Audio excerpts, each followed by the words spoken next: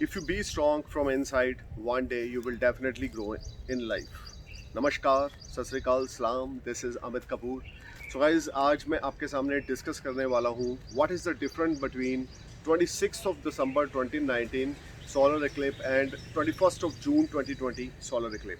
Guys, बहुत ज़्यादा लोग मुझे ईमेल्स भी भेज रहे हैं, या बहुत सारे मेरे दोस्त जो मेरा वीडियो देखते हैं मुझे कमेंट डालते हैं और मुझसे पूछना चाह रहे हैं कि सर, एक मैंने कमेंट पढ़ा तकरीबन एक आधा दिन पहले, तो उन्होंने मुझे ये लिखा था कमेंट में, क्या 21 जून को जो सोलर इक्लिप हो रहा है, क्या वो ह्यूमैनिटी के लिए और ज़्यादा बुरा समय है?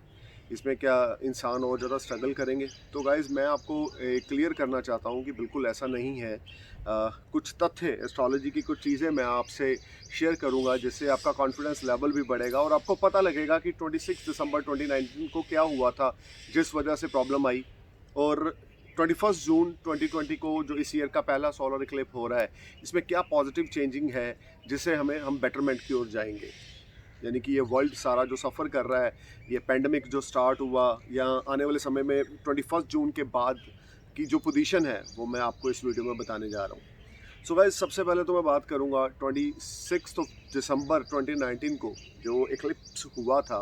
इस इक्लिप्स में ये सेजिटेरियस साइन में हुआ था जिसमें 6 प्लैनेट थे, 6 ग्रह उस समय इक्लिप्स में थे, जिस वजह से, और जुपिटर उस समय बहुत ज़्यादा स्ट्रॉन्ग थे. अपने खुद के साइन सेजिटेरियस में डिग्री कैडी बहुत स्ट्रॉन्ग होने की वजह से ये जो वायरस था, ये वर्ल्ड में 26 दिसंबर के बाद इसकी स्प्रेडिंग होनी शुरू हुआ. यानी कि ये जो वायरस है, ये वर्ल्ड में बढ़ना शुरू हुआ. चाइना से, वुहान से निकला, वो अमेरिका भी पहुंचा, इटली भी पहुंचा, फ्रांस भी पहुंचा, इंडिया में भी आया. सो हर एक तरफ इस वायरस ने त्राही त्राही मचा दी. तकरीबन 200 कंट्रियाँ इस वायरस से इफेक्टेड हो गई. तो वो डेट थी 26 दिसंबर 2019.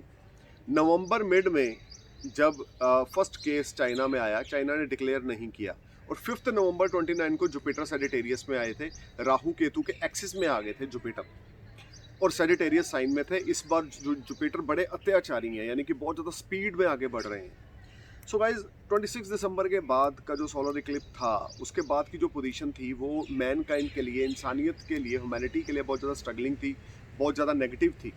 लेकिन अब जो सोलर इक्लिप 21 जून 2020 को होने जा रहा है, इस इक्लिप्स में आप बहुत बड़ा चेंज देखेंगे. एक तो ये जेमिनी साइन में है, जहाँ पे उस समय 4 प्लैनेट्स होंगे, सन, मून, राहु एंड मरकरी उस समय जेमिनी साइन में होंगे.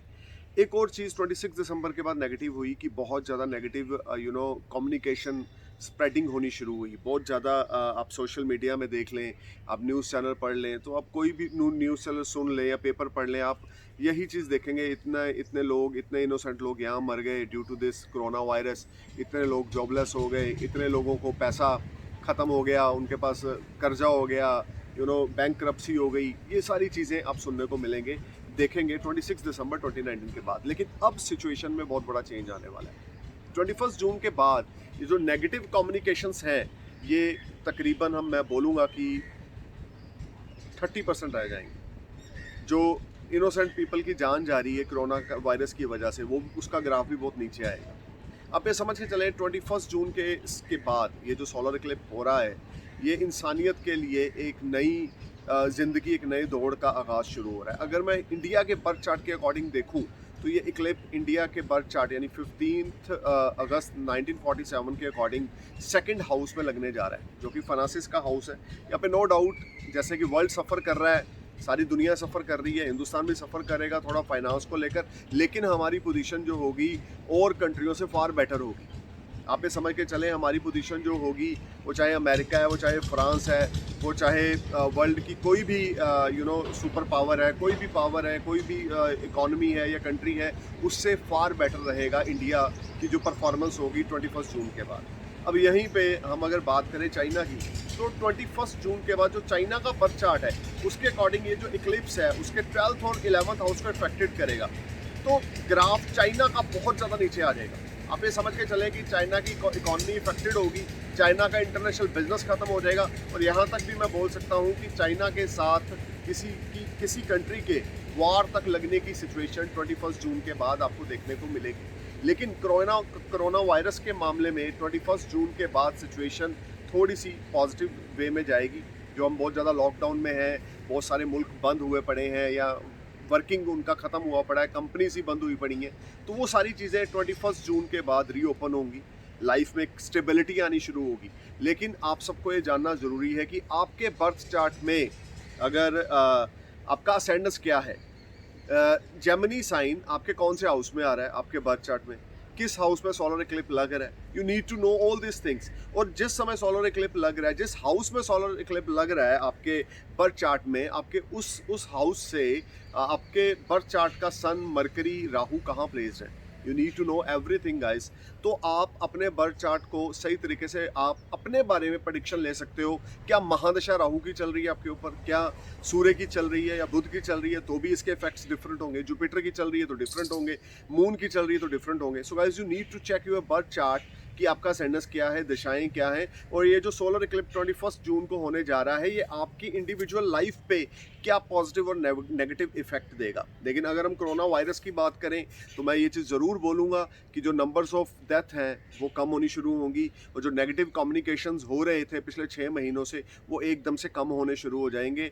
आप एक पॉजिटिव लाइफ को एंजॉय दोबारा से करना शुरू करेंगे। जो डिप्रेशन की ज़िंदगी दुनिया झेल रही है पिछले 6 महीने से, ये सोलर इक्लिप्स इंसान को, ह्यूमैनिटी को उस डिप्रेशन से बाहर निकालने में हेल्प करेगा।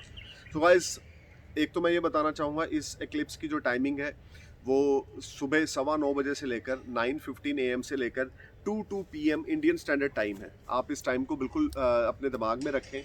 और इस समय में मैं बोलूँगा वर्शिप करें, आप अपने घर में रहें, घर से बाहर ना निकलें।